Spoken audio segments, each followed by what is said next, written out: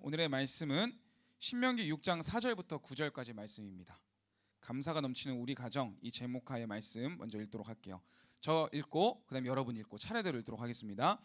이스라엘아 들으라, 우리 하나님 여호와는 오직 유일한 여호와이시니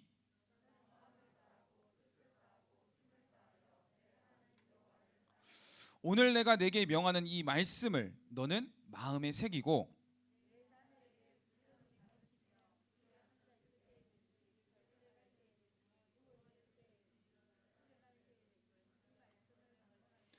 너는 또 그것을 내 손목에 메어 기호를 삼으며 내 미간에 붙여 표로 삼고, 다 함께 읽을게요. 큰 목소리로 시작.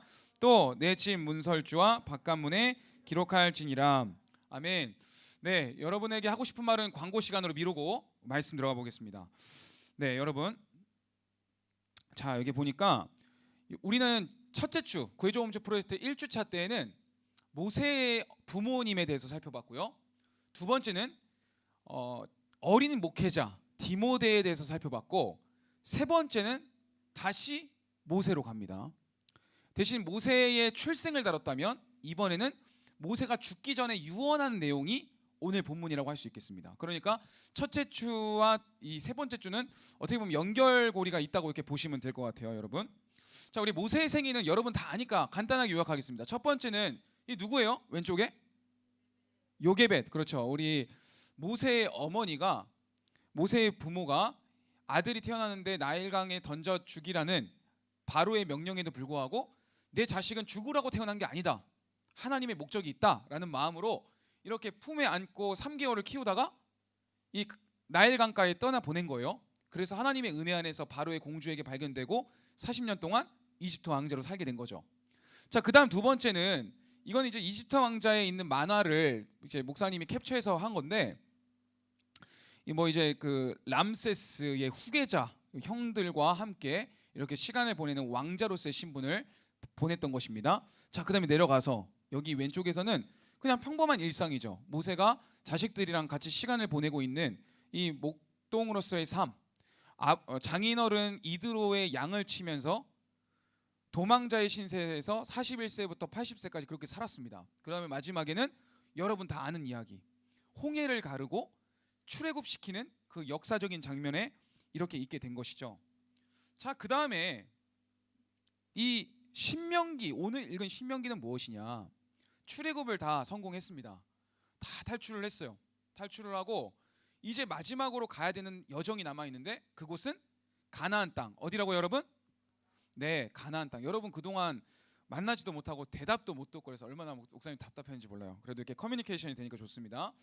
네, 그래서 이 신명기라는 거는 뭐 자세한 이야기를 하면 너무 이야기가 길어지니까 모세는 가나안 땅에 들어갈 수가 없었습니다. 약간 분노를 참지 못하는 그런 것 때문에 하나님께서는 모세 때는 참 모세가 온유한 사람이고 좋은 지도자였지만 너는 여기까지다, 가나안 땅 들어가기 전까지 너는 그 길을 예비하는 역할을 했으면 둘째 지도자인 여호수아가 이스라엘 백성 200만 명을 데리고 가나안 땅에 들어가게 될 건데, 이 최종 목적지가 가나안 땅이라는 거예요, 여러분. 근데 이제 가나안 땅에 들어가기 전에 너희들이 어떻게 살아가야 된다, 이것을 모세가 같이 한 번 더 복습하는 과정에서 다시 유언 아닌 유언을 이야기하고 권면을 이야기한 것입니다, 여러분. 그리고 이런 거, 그리고 여러분에게 하고 싶은 말은 뭐냐면, 신명기서에서는 이 유언이라고 얘기했잖아요. 모세가 이제 너희들이 가나안 땅에 들어가면 이것을 해야 된다라고 하는데, 오늘 본문 말고 그 다음 장에 이런 말씀이 있어요. 함께 읽어볼까요? 자, 읽어보겠습니다. 시작.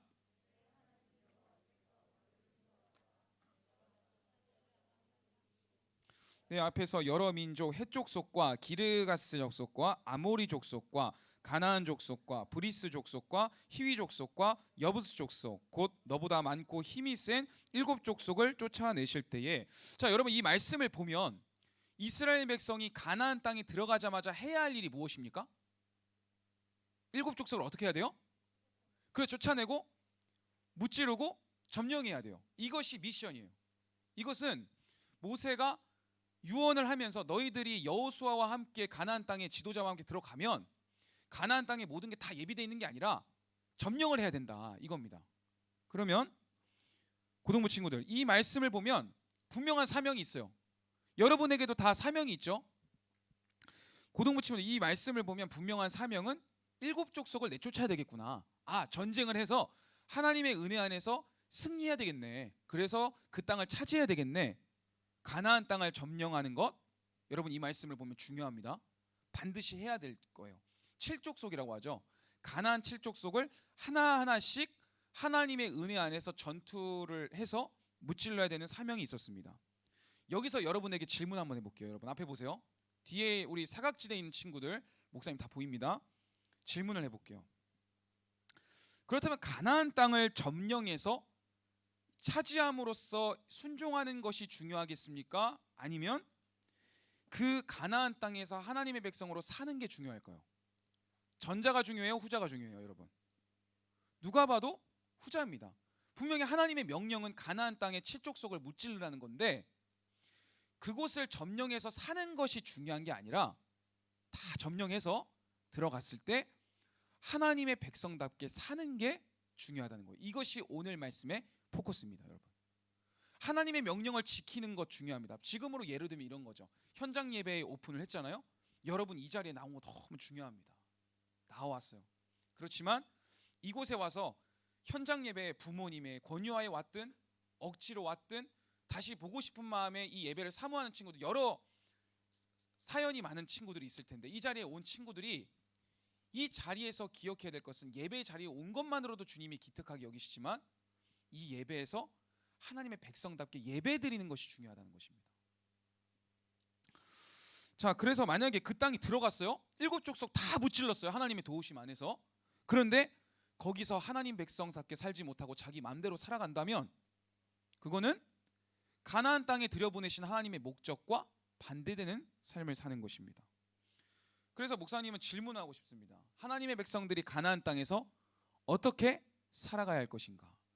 저는 오늘 이 말씀을 준비하면서 참 감사했던 것은, 교회에 나왔던 여러분의 자세도 중요한 것이고, 다시 이제 코로나가 1단계로 완화됨을 통하여 이제 대부분 다 등교하잖아요. 온라인 수업 아직 듣는 친구 한번 손 들어볼까요? 없죠? 없네. 들었으면 제가 당황할 뻔했는데 다 이제 현장 오픈했잖아요. 그렇죠? 학교에서 어떻게 살아가야 되는가, 이 교회에서 어떻게 예배드려야 되는가, 이 모든 것들에 대한 질문을 오늘의 말씀을 통하여 여러분이 스스로에게 해봐야 된다는 것입니다. 자, 여러분, 이것은 반복에 대한 마크입니다. 말씀, 하나님의 말씀을 듣는 것, 주의 말씀을 듣고 기억하고 암송하는 것, 이 모든 것들은 반복이 중요합니다.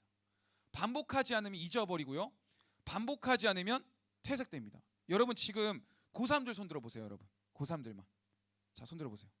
질문하려고 하는 거 아니니까 손 내리시고. 이 고3들 중에서도 저는 정확하게 목사님 다 알지 않지만 유치부부터 영유아부부터 고등부까지 말씀을 반복하여 듣는 학생들이 우리 고3들입니다.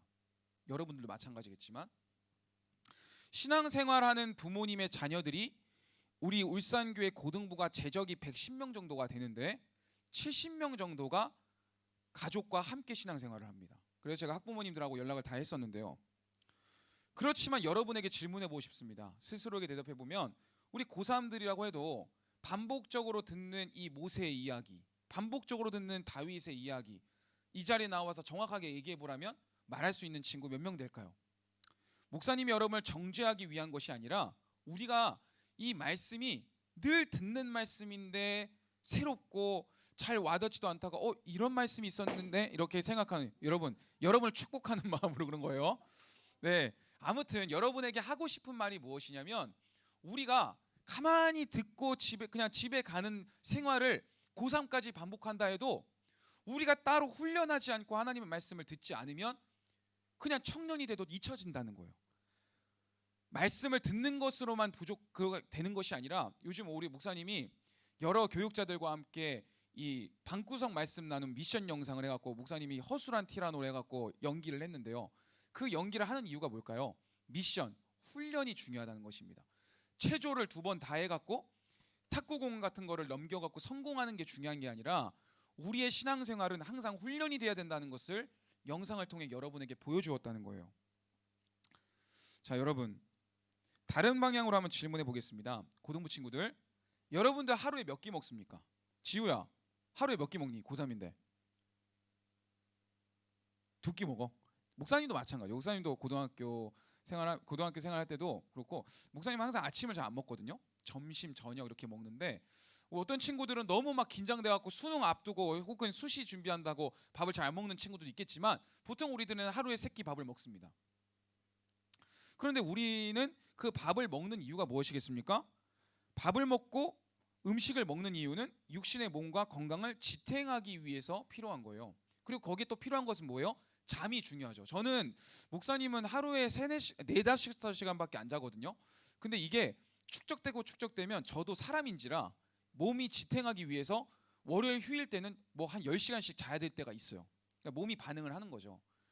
여러분, 그런데 우리의 삶 속에서 영적으로 우리가 살기 위해서는 반드시 무엇이 필요하냐면, 함께 따라해 보겠습니다. 우리에게는 말씀이 필요하다. 네, 이거 되게 중요한 말씀인 거예요. 어린아이들도 이런 말씀을 듣고 여러분들도 똑같이 듣기 때문에 듣기 싫을 수도 있지만, 하나님의 말씀이 여러분에게 있지 않은 채로 학교로 가고 학원을 가고 삶을 살면 여러분 영적으로 병들 수밖에 없습니다. 말씀이 있어야 내 스스로의 이 마음속에 양심의 가책만이 아니라 하나님이 나에게 어떻게 말씀하시는가에 대한 기준점이 생기기 때문에 삶을 조심할 수 있게 되고 주의할 수 있게 되는 거예요. 여러분, 그래서 주의 말씀을, 오늘 말씀을 보니까 하나님의 말씀을 항상 부모가 자녀에게 가르쳐야 되고, 그 말씀이 마음판에 새겨져야 된다고 이야기를 해요. 저는 이것이 되게 중요하다고 생각해요. 마음판에 새겨지지 않는 말씀은 아무리 우리가 한번 뭐 암송하는 것도 중요하지만 내 삶에 이렇게 와닿지가 않게 된다는 것이죠. 자, 오늘 본문 말씀 보겠습니다. 우리 다 함께 읽어볼까요? 시작. 이는 곧 너희의 하나님 여호와께서 너희에게 가르치라고 명하신 명령과 규례와 법도라. 너희가 건너가서 차지할 땅에서 행할 것이니. 차지할 땅에서 행할 것이 3가지가 있는데, 세 번째 줄에 명령, 규례, 법도 다 같은 말입니다. 하나님께서 지키라고, 준행하라고 말씀하신 법도, 말씀인데요. 여러분, 이 말씀은 신명기 때로 끝나지 않습니다. 출애굽 때로 끝나지 않습니다. 언제 어디서든지 성경의 어느 곳을 보든지, 목사님은 가피플 성경을 쓰는데 찾기에서 법도라고 눌러봐도 엄청나게 말씀이 검색됩니다. 제가 한번 찾아봤어요. 그래서 어제 119편에, 시편 119편에 이 말씀들이 있는데, 저는 이 2구절만 목사님 딱 따라서 올려놨지만, 법도라고 적혀있는 이 말씀이 시편 119편 안에 무려 21번이나 반복되고 있어요. 그러니까 출애굽 시대를 살아갔던 백성들도 주의 법도를 지켜야 되는 것이고, 시편의 기자가 다윗 왕조 때나 솔로몬 왕조 때나 그 이후의 시대를 살아갔던 백성들도 법도를 지켜야 되는 것이고, 동시에 그 이후를 살아가고 있는, 현 시대를 살아가고 있는 이 시대의 고등부 친구들도 주의 법도를 지켜야 된다는 것입니다. 이런 말씀이 있어요. 내가 주의 법도들을 작은 소리로 읊조리며 주의 길들에 주의하며 주의 율례들을 즐거워하며 주의 말씀을 잊지 아니하리이다. 여기에 같은 말씀 있지 않습니까? 법도, 율례 다 같은 말이에요. 명령이라든지. 이것만 보도 우리가 알 수 있는 것은 성경 어느 곳에서든지 주의 법도, 기록된 말씀을 지키는 것이 얼마나 중요한가를 우리가 기억해야 된다는 거예요, 여러분. 자, 오늘 이 모세의 이야기의 핵심은 무엇일까요? 하나님의 명령과 규례와 법도를 어디에 있든지 지켜라. 우리 선생님들로 말할 것 같으면 뭐 가정 안에서 계시든지 아니면 직장 생활을 하든지 그곳에서 주의 법도를 지켜야 된다는 것이고, 학생들은 어디겠어요?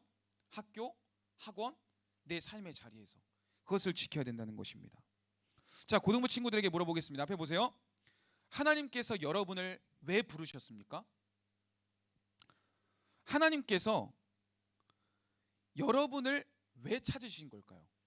지금 비대면으로 예배드리다가 이렇게 2개월하고도 일주일 만에 여러분들이 이 자리에 나왔어요. 그러니까 뭐 거의 3개월 가까이 만나지 못하다가 이렇게 자리를 하게 된 것인데요. 이렇게 어떤 상황 속에서도 우리가 이 안전수칙을 지키고, 마스크 불편하게, 목사님 제외하고 여러분들 다 마스크 끼고 있는데 마스크를 굳이 끼면서까지 예배를 드려야 되는 이유가 무엇입니까? 왜? 그것은 나 혼자가 잘 되기 위한 것으로 끝나는 게 아니라 이 세상에서 하나님의 말씀을 지켜나고 살아감을 통하여 하나님의 자녀로서의 삶을 많은 사람들에게 알리고 내 모습을 통하여 많은 사람들이 주님께로 돌아오게 하기 위한 그러한 삶을 살아가게 하기 위해서 우리가 예배를 드리는 것이고 그 말씀대로 살아가는 것입니다. 목사님은 지난 6월 달에 오픈을 하고 8월 15일 예배를 드리자마자 다시 비대면으로 전환이 됐어요. 그래서 8월 15일부터는 여러분들 한 명 한 명을 다 찾아다니는 신방을 한다기보다는 여러분에게 많은 이벤트를 제시함으로써 어떻게든 우리 고등부 친구들이 이런 상황에서도 새 친구를 전도하는 훈련을 해봐야 되겠다, 시켜야 되겠다라는 마음으로 많이 해보라 해서 목사님이 그동안 2개월 10일이라는 시간 동안 새 친구들을 한 12명 정도는 만났던 것 같아요. 기존 친구들 포함해서. 그래서 그 친구들 중에서 오늘 약속했는데 지금 왔는지 모르겠는데 다음 주에도 올 친구가 있고 계속해서 이렇게 전도할 마음을 목사님은 갖고 있습니다. 여러분, 우리의 목적은요, 나 잘 살자고 하는 게 아니에요. 건강한 기도라는 것은 내 개인의 기도를 넘어서 공동체를 위해 중보하는 기도이거든요. 신명기 6장 4절과 5절은 하나님께서 이렇게 말씀하십니다. 이스라엘아 들으라, 우리 하나님 여호와는 오직 유일한 여호와이시니. 자, 마지막 말씀은 우리 큰 목소리 읽으면 좋겠습니다. 시작.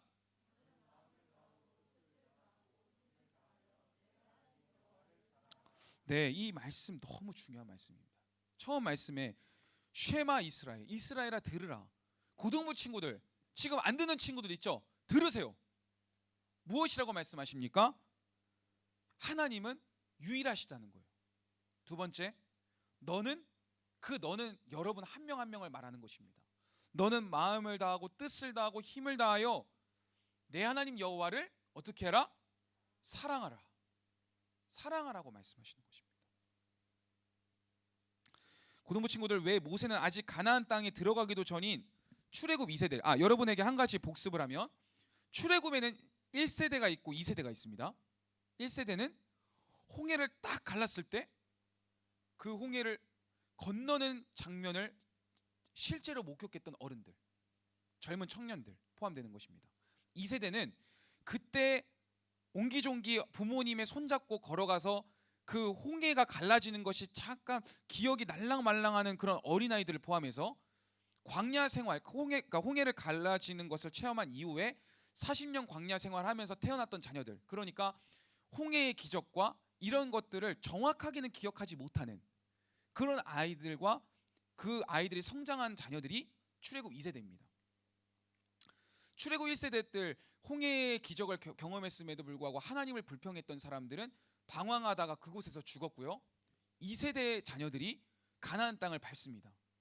그런데 여러분, 이 말씀을 하나님을 사랑하고 법도를 지키라는 말을 왜 모세가 굳이 가나안 땅에 가서도 이야기해도 되잖아요. 가나안 땅에 가서도 여호수아한테 위임시키고 인수인계 시켜서 여호수아야, 내가 그동안 너한테 보였던 행동처럼 가나안 땅에 들어가고 나서면 어떻게 살아가야 될지 미리 그때 말을 가르쳐라, 이렇게 할 수 있는 거 아닙니까? 근데 왜 모세가 죽기 직전까지 유언을 한 걸까요? 그 이유는요, 자, 그 이유가 이것입니다. 하나님의 말씀을 듣지 않고 가나안 땅에 들어가면 사람은 잊어버리기 때문입니다. 그래서 반복하는 것입니다. 공동체가 왜 중요한지 아세요, 여러분? 나 혼자서 신앙생활을 하려고 하면 되게 잘 될 것 같아요. 그런데 내가 연약해지니까, 내 스스로가 연약해지고 내 의지가 연약해질 때에 공동체의 교사들과 학생들을 보면서 나도 힘내야 되겠구나라는 것을 얻게 된다는 말이죠. 그래서 공동체가 중요한 것인데요. 여러분, 가나안 땅이라는 곳, 이것은 뭐 제가 사진을 하나 퍼온 것밖에 안 되는데, 이 당시에 가나안 땅이라는 것은 문화가 다릅니다. 문화가 다르고 다른 삶의 방식이 있는 땅입니다. 여러분도 솔직히 그렇잖아요. 교회에서 수련회 기쁨으로 예배드리고 눈물 콧물 쏟고 기도하고 그때의 그 문화가 너무나 소중해, 그때의 추억이 너무 소중해서 어떤 친구는 우리 여기 앞에 있는 친구가 그 라디오 스타 고민해서 이 여름 수련회와 겨울 수련회가 없어서 너무 아쉽다는 이야기를 한 적이 있었는데, 그러고 나서 수련회를 경험하고 나서 학교로 가면 문화가 어때요? 세상에 눈물 콧물 쏟는 수련회의 분위기가 있습니까 없습니까? 없잖아요. 욕이 난무하는 학교 생활로 넘어가지 않습니까? 그렇잖아요. 문화가 달라요. 다시 말하면 이 이스라엘 백성들이 40년 동안 훈련을 잘 받았는데 가나안 땅에 딱 들어가면 그곳에서는 잡신이 이미 있었거든요. 잡신들이 있었고 그곳에서의 쾌락과 번영에 대한 그냥 잘 먹고 잘 살면 된다는 그러한 가치관들이 있는 땅이었기 때문에 모세가 이 이스라엘 백성 그냥 보냈다가는 변화될 것 같거든요. 변할 것 같고 변질될 것 같거든요. 그러니까 끝까지 또 말씀 훈련하고 훈련시키는 것입니다. 사랑하는 고등부 친구들, 이 화면 속에 왕궁에서의 모세는 어떠했습니까? 모세는 애굽 땅에서 어디에서 태어난 자냐면, 그러니까 태어난 것은 요셉의 어머니의 태중에서 태어났지만 왕궁에서 자랐습니다. 그러면 여러분, 이 왕궁에 대한 가치를 우리가 생각해야 되는데, 왕궁에서의 삶이 어떻겠습니까? 먹고 싶은 거 다 먹고 누릴 수 있는 거 다 누리고 모두가 나를 왕자라고 칭송하고 이 세상에서 나보다 남부러울 것 없는 인생을 살고, 그러나 그곳에서는 40년 동안 나일강을 신으로 여기고 파리떼를 파리가 그러니까 곤충의 신이 또 있거든요. 애굽에서는 소를 보면 엠피스라는 또 소를 숭배하는 그런 문화들이 있고, 이런 모든 것들을 보면서 이 모세는 40년 동안 왕자로서의 삶을 살았지만 오염되었단 말이에요. 그러니까 하나님께서는 이 모세의 40년 동안 오염되어 있던 이 모든 사상들이라든지 가치관들을 다 빼내시기 위해서 어디서 훈련을 시키시느냐? 40년 동안 외로운 광야 생활 속에서 살게 하시는 거예요. 왕자로서의 모든 교만들의 불순물들을 깨시기 위해서 40년 동안 그렇게 살게 하신 다음에 떨기나무 가운데 임하시고, 이제는 80세로서 힘을 떨칠 수 없는 이 노인 모세를 찾아오셔서 애굽에 가서 마지막 40년의 사명을 감당하라고 말씀하시는 것입니다. 사랑하는 고등부 친구들, 우리는 이 안에 잘못된 불순물들을 다 제거해야 됩니다. 근데 그것은 내 의지로 되지 않습니다. 하나님의 말씀으로만 가능한 거예요. 하나님의 말씀이 아니고 목사님이 아무리 여러분에게 여러분 욕하는 거 좋지 않습니다. 거짓된 삶을 살면 안 됩니다. 거짓말하면 안 됩니다. 이거는 도덕 강의밖에 안 되잖아요. 교회를 나와서 말씀을 듣는 이유가 무엇입니까? 주의 말씀을 기반으로 여러분에게 선포하는 말씀이 있기 때문에, 이 말씀이 능력이 되어 있는 것이기 때문에 여러분이 이 말씀으로 살아가야 된다는 거예요. 목사님이 여러분에게 아무리 권면해도 소용없어요. 항상 설교 전에는 성경 봉독이 있습니다. 말씀을 먼저 읽고 그 말씀에 기초한 설교를 하는 것입니다. 그 말씀으로 여러분이 주일날 아유 이제 지겨운 설교 듣고 끝났네가 아니라 이 말씀 가지고 일주일 사는 거란 말이에요.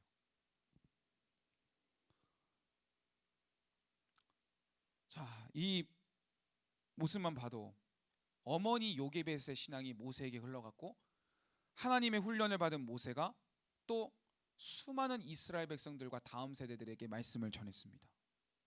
사랑하는 고등부 친구들, 오늘은 추수감사주일입니다.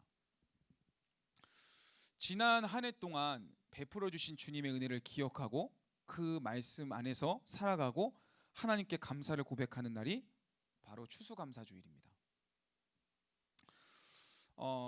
참 이번 올해에 여러분들 보면 목사님이 마음이 아픈 건요, 이제 말씀 마무리할 거예요. 마음이 아픈 거는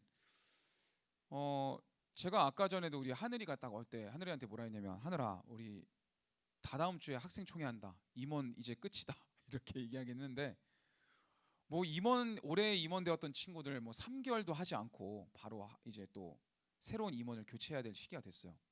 이 말씀을 드린 이유는 이 코로나19 때문에 잃어버린 시간이 돼버려서 고3들 너무 힘들었을 것 같아요. 제 생각에는 진짜 경쟁 상대가 보여야 공부도 더 잘 되고 학교에서 직접 대면해서 선생님의 케어도 받고 이래야 내가 내 가치관에 따라서 내가 목표하는 학교를 가고 싶은 이 목적대로 걸어갈 수가 있는데, 비대면이다 보니까 참 이런 것들이 힘들었을 것 같다는 생각이 들었어요.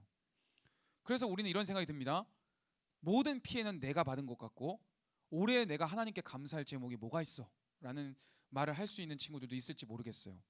그렇지만 목사님을 예로 들면 저는 이 코로나로 인해서 고통받는 그분들을 위해서 목사님이 중보하고 기도해야 되겠지만 저는 저의 사역의 전환기를 맞이했습니다. 코로나 때문에 여러분을 만날 수 없는 상황에서 우리 선생님들과 저는 여러분에 대한 소중함을 더 깨닫게 됐고요. 그래서 저는 참 올해의 저의 감사 제목은 여러분을 대하는 저의 자세를 변화시켜 주시는 하나님께 감사하게 됐습니다. 그리고 이렇게 모이는 것 자체도 얼마나 소중한가를 우리 선생님들도 다 깨닫지 않으십니까? 다 느끼시죠, 선생님들도? 그렇죠. 얼마나 기뻐요. 저도 지금 우리 정경태 사님 이렇게 다 감격적이라고 하셨는데 진짜 나올 때 여러분의 앉아있는 모습을 보니까 이것 자체가 저에게는 감격이고 감사입니다. 학생들 상황 속에서도 여러분 감사를 찾을 수 있어야 돼요. 목사님이 지금 말씀의 훈련에서 갑자기 감사로 넘어왔는데 감사 그리고 기쁨 그리고 훈련 모든 것이 같이 가야 됩니다. 사랑하는 고등부 친구들, 목사님은 참 여러분에게 해주고 싶은 것이 많습니다. 그래서 여러분에게 어떤 것을 하나라도 더 해야 될까라고 생각할 때 무엇부터 여러분에게 해줘야 될지 모르겠어요. 그래서 저는 참 우리 학부모님들에게도 그동안 연락하지 못했다는 그 마음 때문에 한 분 한 분한테 연락을 해야 된다는 생각에 정말 저도 많은 시간을 투자해서 그렇게 연락을 했고 우리 선생님들도 여러분을 그렇게 챙기고 있습니다. 자, 이제 현장에서 예배가 오픈됐습니다. 코로나가 다시 뭐 150명 뭐 급등됐다가 90명으로 왔다 갔다 해서 어떻게 다시 비대면으로 될지 모르겠는데 저는 여러분이 우리 고등부에서 정말 말씀으로 잘 양육되고 그리고 이곳에서 아름다운 교제를 하고 또 감사를 발견하는 곳이 바로 이곳 고등부가 되기를 간절히 소원합니다. 저는 그렇게 됐으면 좋겠어요. 고등부에 오면 기쁘고 목사님 이걸 왜 하는 거예요? 이거 목사님 우리 선생님들에게 풍선 달았거든요. 이거 청년 이북거 아니에요. 이거 고등부를 위한 거예요. 이거 여러분. 어떤 선생님은 이거 돌잔치 하는 것 같은 느낌이라고 그러던데 여러분 진짜 고등부 이 표현하지 않는 고등부들의 친구들에게 정말 어울리지 않는 풍선이지만 저는 여러분들 진짜 뭐 다 해주고 싶은 마음이 이렇게 했는데 여러분 괜찮나요? 네, 이거 웰컴 이거 다 했어요. 우리 고등부에 리부트 컴퓨터 먹통되면 어떻게 해요, 여러분? 껐다 키죠, 그렇죠? 그러면 희한하게 신기하게 다시 또 다시 괜찮아지지 않습니까? 이 리부트의 원래 의미는 뭐 영어를 정말 잘하시는 우리 이영미 사님께서 정확한 의미를 알고 계시겠지만 재시작입니다. 재시작. 멈춰 있지만 다시 시작하는 것. 우리 선생님들도 마찬가지예요. 지금까지는 우리 특히 올해에 또 우리 새롭게 교사의 사명을 감당하시려고 올해 오셨다가 몇 개월 만나지 못하고 참 그래서 조금 힘이 좀 떨어질 수도 있는 그런 시기에 보내고 계시는데 우리 선생님들도 오늘부터 다시 시작입니다. 학생들도 다시 시작이고요. 고3들 이제 2개월밖에 안 남았지만 여러분들도 다시 이제 곧 청년으로의 삶을 마주하면서 새로운 시작입니다. 저는 여러분들이 주의 은혜 안에서 다시 새로운 출발을 할 수 있게 되기를 간절히 소원합니다. 새로운 출발, 새로운 헌신 2020년도 표어가 참 신기하지 않습니까, 여러분? 저는 교육자 우리 담임 목사님이 바뀌어서 그 표어가 되었다고 생각했는데 이 코로나의 상황 때문에 매 순간이 새로운 거예요, 그렇죠? 그래서 참 하나님께서 이 표어를 다 아시고 하신 거 아닌가 이런 생각도 들었는데 사랑하는 고등부 친구들 이제 말씀을 마무리하겠습니다. 자, 우리 말씀을 기억하면서 이제 매주 살아갑시다. 그래서 우리 고등부가 선생님들과 또 서로 더 하나 되어서 아름다운 고등부, 소통하는 고등부, 감사를 발견하는 고등부, 또 온 가족이 또 이 우리 공동체가 하나의 목표를 가지고 하나님을 만나고 하나님의 영광을 드러내는 삶을 살아가는 고등부가 되기를 간절히 소원합니다. 아멘. 기도하겠습니다.